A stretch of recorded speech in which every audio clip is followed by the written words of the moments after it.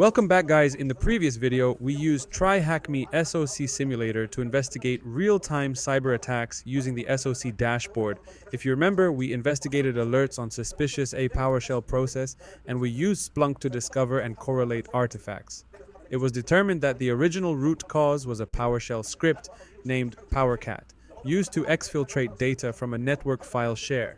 In this video, we will be investigating email phishing alerts using TryHackMe SOC Simulator. Let's get started. So this time in our SOC dashboard, we have around 34 alerts. And as you can see, we still have not closed any of these discovered alerts, judging by the metrics we have in here. Closed alerts at 0, closed as TP or as FP 0. So we're going to go ahead and check out the alert queue, see the alerts coming in. Now, before trying to discover or go through the alerts, let's first sort the alerts. Remember that when working in SOC, you will have, most likely you will have many alerts coming in, right? So you want a way to sort the alerts according to the importance or the severity. So we're gonna go ahead and check out the severity here. Click on critical. Okay, good. We don't have any critical alerts, meaning according to our configuration and rule design or security rule design, we don't have any serious situation going on in the SOC. So we're gonna check out the less severe level here, which is high. Also, we don't have any high alerts. That's good. I'm gonna check out the medium now, and we see we have 2 alerts. First one, network drive disconnected from a local drive. Other one, network drive mapped to a local drive. So we totally have 2 medium alerts. Let's go ahead and check out the first one. Before we checking the alerts, go ahead and see the timestamps. So according to timestamp, we have network drive mapped to a local drive occurred first. As you can see, it occurred 1 minute before the alert that says network drive disconnected from local drive. So first, there was a network drive mapped to the network or the local drive. Let's check it out. So that's the description of the alert. And here it came from sysmonitor. That's the timestamp. So 6:49. However, if you check out the other one, you see it's 6:50. So there is 1 minute between the 2 events. Okay, let's go back to the alert here.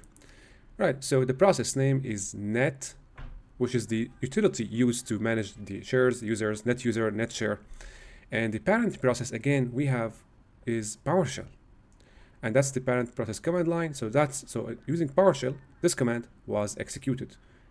Net exe, the utility was used to map the network share. Network drive, as you can see, it is file server 01, SSF financial records. Okay, if we check out the other one, so in here, C Windows, net, and then the same utility was used to, again, remove the drive. Remember, in the previous video, we had the exact same symptoms when we discovered that there was a PowerShell reverse shell downloaded to the compromised machine. What happened? The PowerShell script, which was PowerCat at the time, what it did, it actually mapped the network drive, extracted the data, and then it proceeded and deleted the drive. Because the PowerShell script intended, or the intended purpose of that PowerShell script is to copy all the data of this share into a separate share and then delete it from the drive. So we're gonna skip this because this was, these symptoms belong to the previous investigation we did in the previous video when we investigated the reverse shell with Splunk. Gonna go ahead and check now the low severity events. And we have many of these.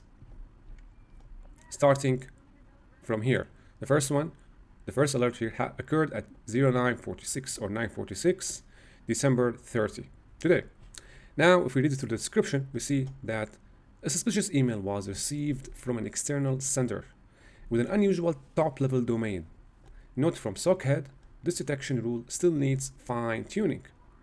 So, meaning that the sensor, the IDS sensor, was configured, okay, to produce alerts if the top-level domain was kind of, unusual. That's how the alert was created. That's why the SOC head said this detection rule still needs fine-tuning, because not every unusual top-level domain is a malicious one, right? But here it's kind of informational alert. It's telling you, look, there is an unusual sender or a sender that from unrecognized source is trying to send you an email. Just take a look at the sender. So informational email, informational events are still beneficial to fine-tuning your security rules. So here, when this detection rule still needs fine-tuning, this means that the alert could highly be false positive. We're not gonna just definitely say it's false positive because we need to investigate, we need to go through the methodical process. So here the data source is emails and this timestamp, and the subject of the email that was received, exclusive invitation, hat industry convention, access inside. The sender is yahoo.com, Connor@yahoo.com, and the recipient is CEO at TryHackMe. Okay, the content of this email has been removed in accordance with privacy regulations. Okay, fine. So what are we investigating here? We're investigating actually the email. We are expecting an email attachment to be found in this email. So here, the sender is Connor@yahoo.com. Looking at the sender here, the server is yahoo.com. It looks legit. It's coming in from Yahoo. So if you check out Yahoo here, right? So this is the original email of the original domain or DNS name of Yahoo, right? Now the email is coming exactly from the same domain. It matches the same original domain. So there is no email spoofing here. Okay. Now we just ruled out that the sender is not malicious, coming from non-malicious domain. The next step we want to do, we want to check if there is a malicious attachment. How to do that? We're going to go to Analyst VM. In the Analyst VM, we get a chance to go through the emails. We have partial, Wireshark, and we have the attachments. Latest. So we have one partial script called force update, and we have an important invoice. Okay, so looks like the email we checked earlier, go back to alert queue, the alert we checked earlier, it doesn't seem to have any attachment. It's just an exclusive invitation, hat industry convention inside. So we don't know for sure if the attachment found in the Analyst VM belongs to this email. I'm gonna take ownership of this one. Okay, and from here, we're going to go back to the Analyst VM.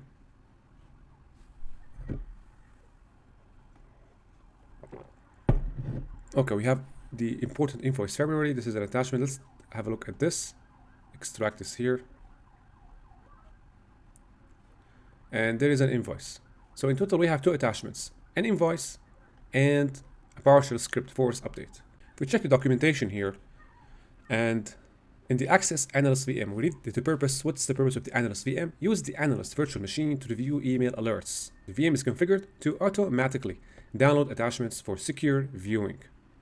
Analyze attachments, open and analyze attachments to determine if they contain any malicious content. Use sandboxing techniques if necessary to safely handle potentially dangerous emails. Okay, now we're going to go back to the alert queue. So we have one alert here. Let's go ahead and check out the other one. Reply to suspicious email. So here the description, an employee replied to a suspicious sender with an unusual top-level domain. This detection rule still needs fine-tuning. So in the alert here, the sender was invoice@TryHackMe, right? The recipient is Monty hats on what? Hats on their is online. Hats on their eyes online. The content of this email has been removed in accordance with privacy regulations. So here what do we have? We have a sender from TryHackMe sending an email to this domain. So here we have this domain name that needs to be checked out. This is the recipient, this is not the sender, but still we need to check it out. Okay, we go to the other one. Make sure to follow the chronological order of the alerts. Such attachment found in the email. Again, we have the sender, yanni.zubair@TryHackMe, sending an email to Michelle Smith at TryHackMe. And this is the attachment. So here we have an attachment, force update. If we go back then to the first alert, in this alert, it's very much obvious it's false positive, right? So we're going to try to the case report, and here we're going to say it's false positive. So in the closure rationale, we're going to say the unusual domain does not look, what I'm going to say is not malicious. It matches the original DNS name of Yahoo. You can also say the sender, Connor@yahoo.com, did not include any attachment in the email. So the domain is ruled out, and since there is no attachment, we just decided that this is false positive. I'm gonna submit and close this alert. All right, we have around 3 pages of alerts. Okay, we're gonna go to the last page. Okay, none of there is a way to sort these alerts according to the date, status, alert type. We cannot sort these according to the date. I want to check them out based on the date, starting with the oldest one. So we closed this one, but obviously we had alerts coming in which occurred at a timestamp before the alert that we closed. That's not a problem here. Okay, let's check out this one. At 9:41, we have an alert came in, replied to suspicious email. Let's check it out. An employee replied to a suspicious sender. So here the company name that we are investigating, or the company that's this SOC was built for, is TryHackMe. That's the company you're supposedly working for. So an employee replied to a suspicious sender with an unusual top-level domain. Okay, let's see here. The subject: meet local singles who love spam emails. Click to chat. The sender is Miguel at TryHackMe, and the recipient is Scott at trendymillineryco.me. The content of this email has been removed, so there is no attachment here again. We're going to need to rule out the domain names. So we have the first one, TryHackMe, and we have trendymillineryco.me. How to rule out these domain names? So basically, first we can open them in the Analyst VM, checking them out, or we can just use Cisco Talos Intelligence to take a look at the reputation of the domain name. So we go to Intelligence Center, Intelligence Search. Here we can input IP, URL, domain, or a file hash. Let's have a look here at the domain name, trendy, and look it up. So we have information about the IP address, the network owners, Cisco systems, and the country is United States. But there is no other useful information about this domain using Cisco Talos Intelligence. We have the IP address here. You can also look up the IP address, maybe using another tool to have a look at the reputation, but there is no need for now. So we're gonna go ahead here. Since the domains are ruled out not to be malicious, we're gonna also take ownership of this and write a case report. Before doing that, let's go back to the case reports and take a look at the view report, and here copy this. Looks like we're gonna repeat the same report for the other alerts. So we go back here, write case report, it is false positive, and here the unusual domain is malicious. It matches the original DNS name of, here we're gonna need to say that the sender, the recipient, the sender is TryHackMe. Gonna copy this. The unusual domain of the sender is not malicious. It matches the original DNS name of TryHackMe. And this is the DNS name, we change it. And again, the recipient, also here we're gonna type the recipient.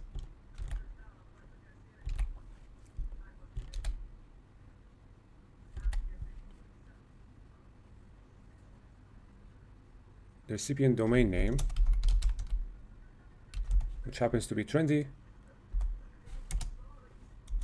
was also determined not to be malicious.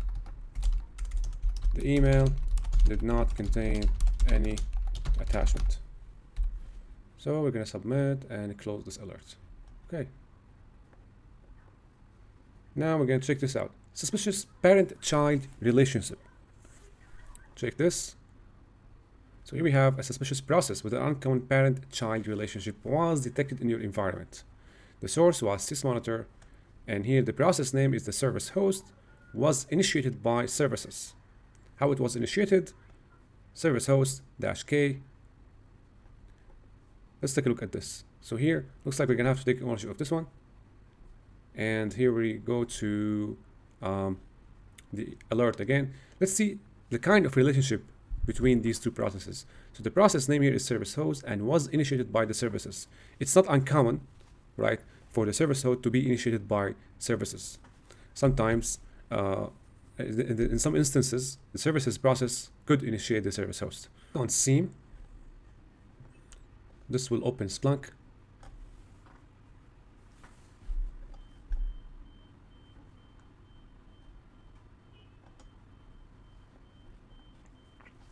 Now what we need to do here, we need to check if the services process, okay, is the actual original service process by checking out its hash. And also we need to check out the originality of the service host, because sometimes rootkits hide behind original or legitimate processes. So go to Splunk and click on Search and Reporting, check all time, index, retrieve all the events. So in total we have 313 events. Checking on the 14 fields, let's see if there is a field for the hash or other fields that might be useful, such as process command line, process name, parent name, PID, process ID, working directory, PowerShell file script block text. Also, this is also useful. Process or PowerShell command name, command invocation details value. You can also have this over sender and subject in case if it was a email. And here attachment, content. Okay, I have all of these over here. Now the next thing I want to do, I want to check the process ID service host. So we have process ID 3656. Let's check out the process ID field here. In case you don't find it here, just maybe you can click on any of these process IDs and then replace the value here with the value that you have in the alert description. Okay, so there are no events that can be matched to this process ID. How about we check out the process parent name? Let's now copy this and search the events with the services process. So in total, we have 4 events. If you look at the events starting with the oldest one, we see that the event action is process create. So if a process was created, the parent process here is the services. And what was the process that was initiated? It is trusted installer. The directory is C Windows Servicing trusted installer. Now, when you check out these events, it's important to consider the timing. You don't want to have a paranoia and say, oh, this might be also a rootkit hiding behind a legitimate process. For now, we're going to skip this one because it doesn't look malicious executable. Now, the one that we're investigating is this. That's the parent process, and that is the command that was executed. If you look at the command, as you can see, it is an executable service host inside System32. Usually, all the executables stored under System32 are system executables, with the exception that an attacker might be able to replace these executables with malicious executables having the same name. That is also probable, and you should also bear this in mind when investigating. But here, look at the command, service host -k, and by this is an agent that's used along with the service host process. How to determine if this was malicious? We're gonna need to follow the upcoming or the events that come after. Here we have the same process, services initiating service host with the same command, and that was it. Okay, so here let's see if there is a way to extract maybe the hash of these processes. Okay, so it doesn't look like we can extract the hashes of these executables. It's very important if you want to determine if these executables are legitimate. You will need to actually have the MD5 hash or the SHA-256. Now here, with the given data we don't have this available here. Why we need this? Because we want to check the MD5 hash using our threat intelligence platforms, such as VirusTotal.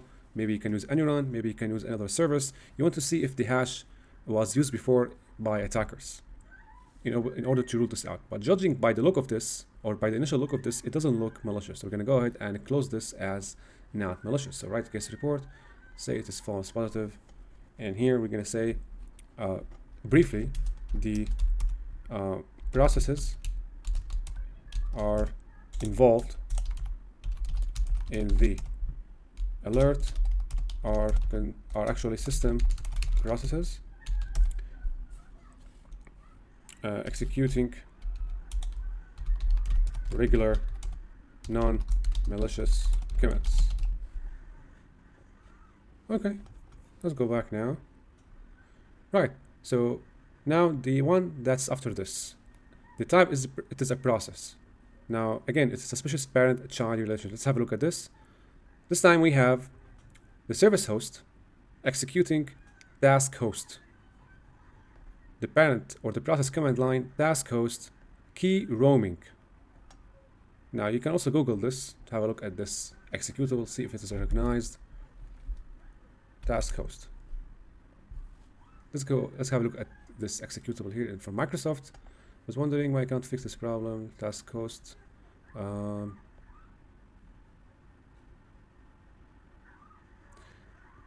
Task host W. So the name we have here is the same, task host W. But we want to see what does this process is used for. So manages Windows task scheduler tasks, such as running background processes and handling system functions.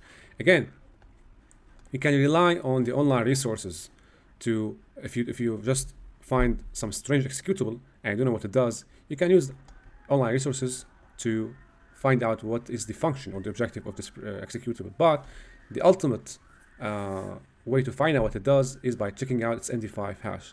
Now we don't have access to hashes here. That's why here we can also rule this out as non-malicious, judging by the parameters of the processes.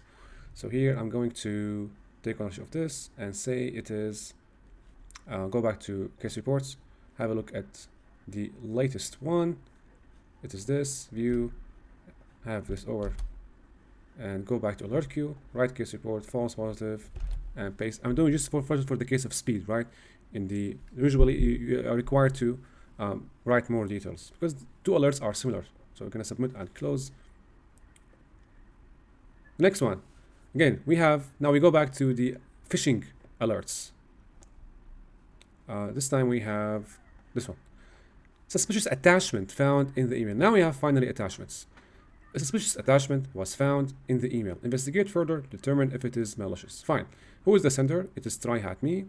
The recipient is, again, TryHackMe. And the attachment is force update. It is the PowerShell script we saw earlier in the Analyst VM. So now we have a malicious attachments to analyze. I'm going to take ownership of this. Okay, and go back to Analyst VM. Now we're going to check the attachments. And we have the PowerShell script. All right, so when you check a PowerShell script, you don't want to execute the script. You just want to take a look at its contents. It's safe to open the script using a text editor. You don't want to execute the script. We're assuming that the Analyst VM is a sandbox environment intended to analyze attachments and executables. Okay, since this is a sandbox, it might be not a problem to execute the PowerShell script, but you want to follow best practices all the time, even if it is a sandbox environment. Let's have a look first at the script using a text editor. So maybe you can run this with edit, or sorry, you can click on edit, or maybe you can open with Notepad. You can open with now with Notepad and have a look at the PowerShell script.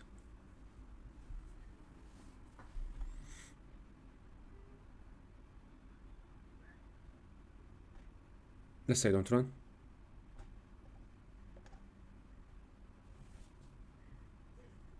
Open this using the PowerShell editor and have a look at this script. All right, let's now read the description. This script was crafted by one and only Yeni Zubair from IT. Contact him at Yeni Zubair for all your tech needs.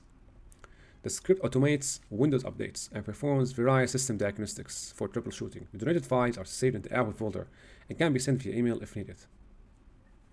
So it's a script that updates your Windows and used also to troubleshoot system problems. Let's have a look here at the script quickly.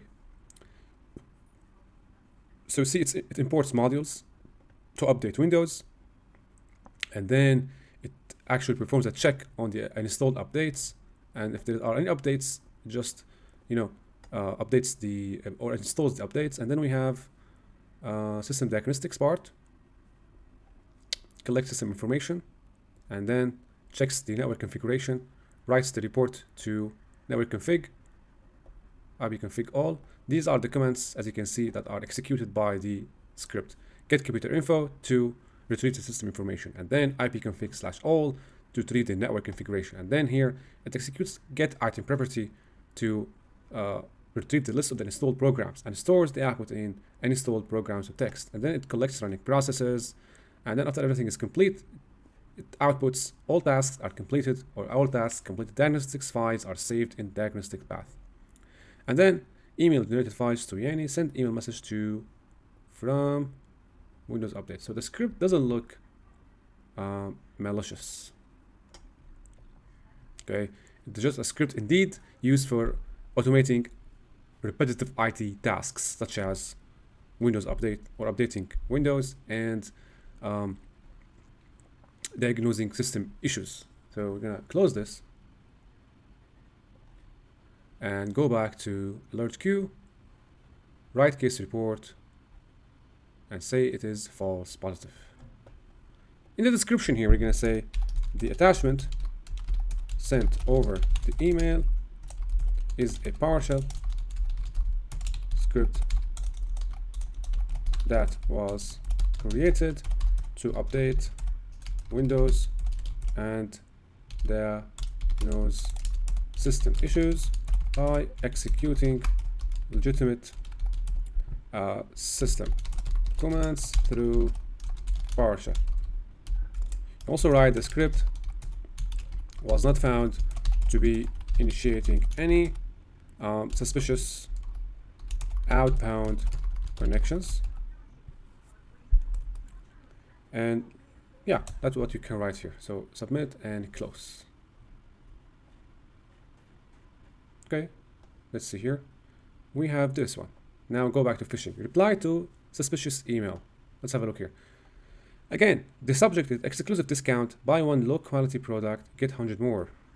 The sender is TryHackMe and the recipient is hatsontherise.online. No attachments.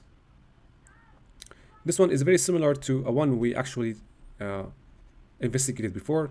The domains involved in the transaction or the email transaction are not malicious, no attachment, then this email or this alert is can be ruled out as false positive. So we can also go back to case reports, have a look at the one, similar one. You can copy this, go back to alert queue, take ownership of the reply to suspicious email with ID 1004, write case report, say it's false positive. Okay, here you can write the same things. So the unusual domain of the sender is not malicious. It matches the original DNS name of TryHackMe. That's correct. The recipient domain is hatsontherise.online. Okay, attempt to access this one using your analyst VM, but you can use again Cisco Talos Intelligence. Check out the domain name.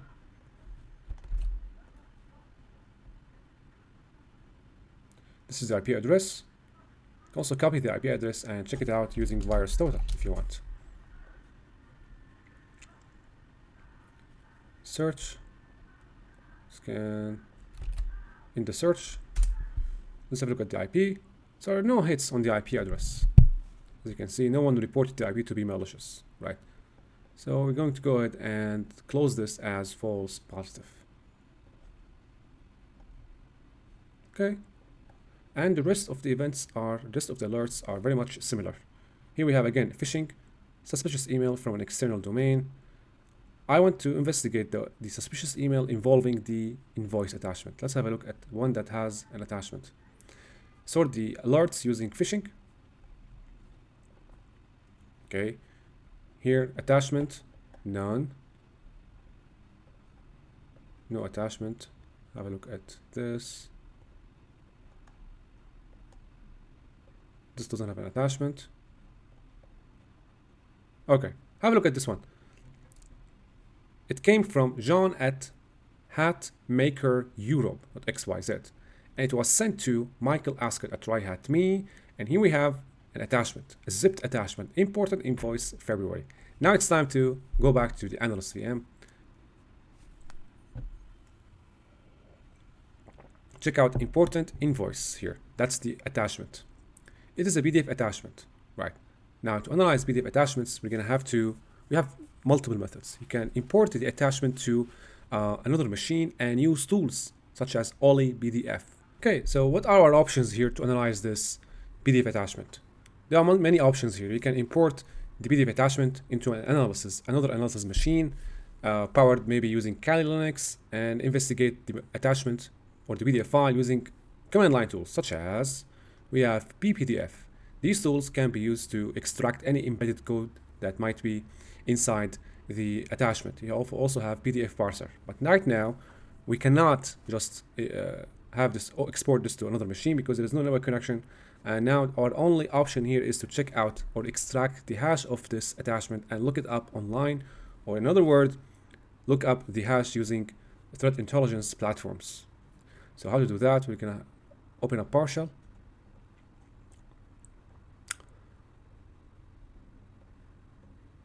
All right, cd desktop, navigate to desktop, navigate to the directory that stores the attachment.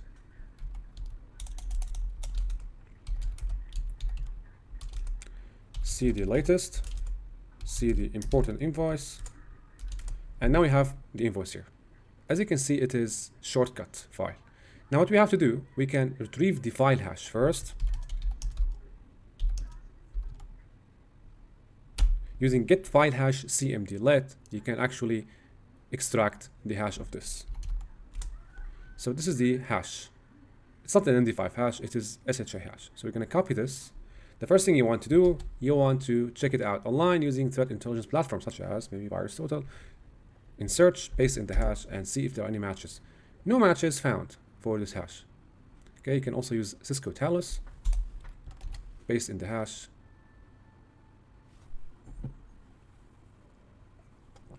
Cisco Talus does not currently have the position for this file, Fine. So there are no hits on this hash using these platforms.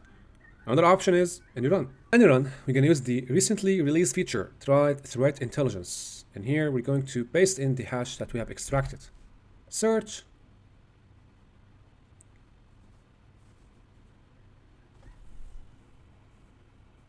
No data found. So using the threat intelligence platforms, it is determined it is determined that this file, I have to go back here. Okay, this file looks like it is not malicious. The attachment is not malicious. Still, this is not a final verdict because here we have limited tools on how to analyze this file. We still can analyze this file using command line tools to extract any possible embedded artifacts, URLs, domain names, commands, code snippets. These can also, all these can be uncovered using command line tools. But since we don't have access to these and we cannot export it, we're going to just be fine with the threat intelligence analysis we have conducted. So we're going to go back to the alert queue,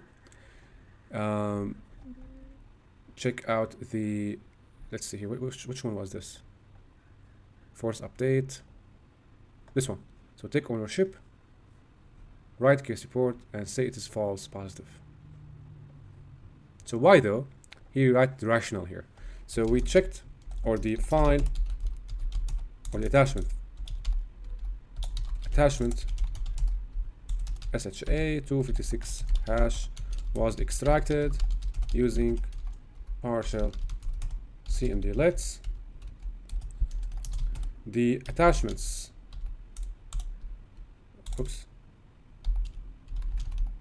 was looked up online using the available threat intelligence platforms and was not found to be malicious as of this writing. Right?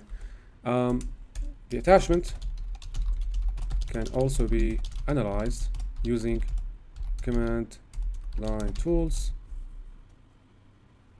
such as PDF, but because of maybe, let's say, actually you should not mention this. Let me remove it. Just mention how you analyze the attachment and how you arrive to the verdict. Okay. You can submit and close now. Check out the dashboard again.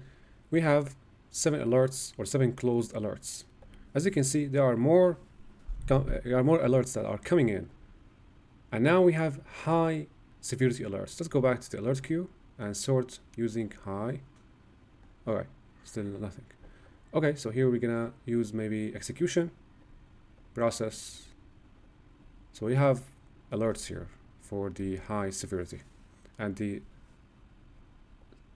categories process, network, web attack, RCE. Okay, go back to network, a process. Okay, let's have a look at this one, 950. And it is the same one that we have investigated before, a partial reverse shell using NS lookup to exfiltrate data. If you want to have a look at this, check out my recent video that I published earlier. All the other events look the same, alerts, they look the same here. Okay, so I'm not going to investigate this in this video. Check out the recent video to see how we approach this. So for now, that was it.